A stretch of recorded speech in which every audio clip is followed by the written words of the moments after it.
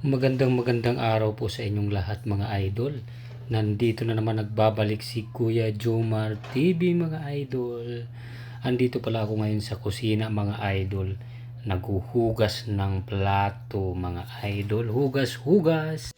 At syempre mga idol, bago ko tapusin ang aking paghugas ng plato, kukunin ko muna sa freezer yung chicken na ibababad ko mga idol dahil napakatigas. At ayan mga idol, ilalagay ko sa timba at lalagyan ko ng tubig para kaagad lumambot mga idol. Kasi magprito ako ngayon ng manok para ulam namin ngayong gabi mga idol. Ayan na nga mga idol, nilagyan ko na ng tubig ang timba mga idol. At pagkatapos ko lagyan ng tubig ang timba, balik na naman ako mga idol sa paghuhugas para matapos na tong mga hugasan ko dahil pagkadami-dami. At ayan mga idol, pinunasan ko muna ang tiles dahil na basa ng husto.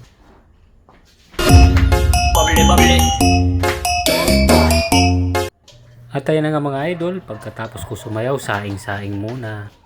At kinuha ko muna ang mineral water para ipangsabaw mga idol sa sinaing dahil ang ginagamit ko pala pag nagsasaing ako ay mineral water. Diba social mga idol? Kaya naman mga idol, ang ginagamit kong mineral water na pangsabaw sa sinaing namin dahil ang lasa po ng tubig dito ay kakaiba.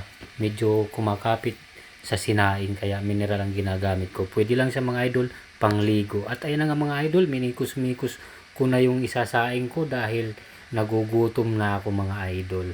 At ayan, nilagyan ko ulit ng tubig dahil parang kulang talaga yung nilagay ko mga idol. At ito na nga mga idol, isasalang ko na sa kusina mga idol para maluto na kaagad ang sinaing. At matapos kong maisalang mga idol ang sinaing ay sasayawan ko muna kayo.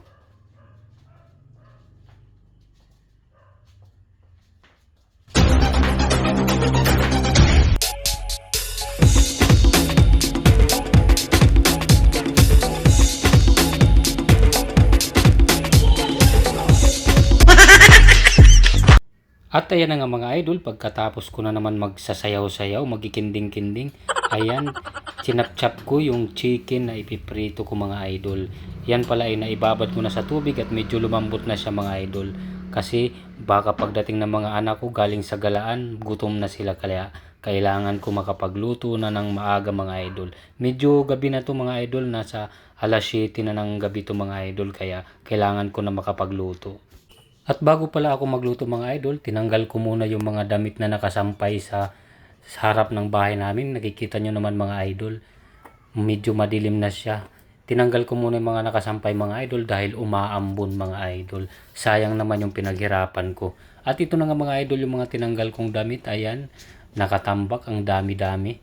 Talagang nilabag ko yan mga idol. Gamit lang ang kamay, walang washing.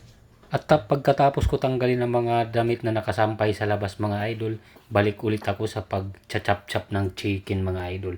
At ito na nga mga idol, nilagyan ko na ng pampalasa ang chicken, nilagyan ko ng kalamansi, nilagyan ko ng mga 10 pirasong kalamansi mga idol.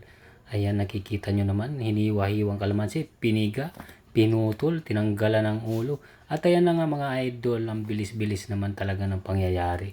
At pagkatapos nga mga idol, pigaan ng kalamansi, nilagyan ko ng kunting asukal para pampalasa mga idol. At ito na nga mga idol, minikos-mikos ko na ang chicken. Pagkatapos mga idol, hinugasan ko muna ang aking gagamiting kawali na pagpriprituhan mga idol. At ito na nga mga idol, matapos ko hugasan ang kawali, ayan, pupunta na ako sa kusina. Ayun mga idol, nakasalang ng kawali at ipriprito ko na ang chicken mga idol. Ayun na nga, sinasalang ko na mga idol. At ito na nga, matapos ang ilang minuto mga idol, tapos na ang piniprito kong chicken mga idol at kakain na kami. Ito na mga idol yung prinito ko na chicken. Meron yung kunting harina hinaluan ko. Sarap. Ang amoy niya, sarap. At ayan mga idol, matapos kong magprito ng chicken, naghain ako ng aking hapunan mga idol dahil nagugutom na ako. Wala pa naman yung mga anak ko. Sila na lang bahala. Maraming salamat mga idol.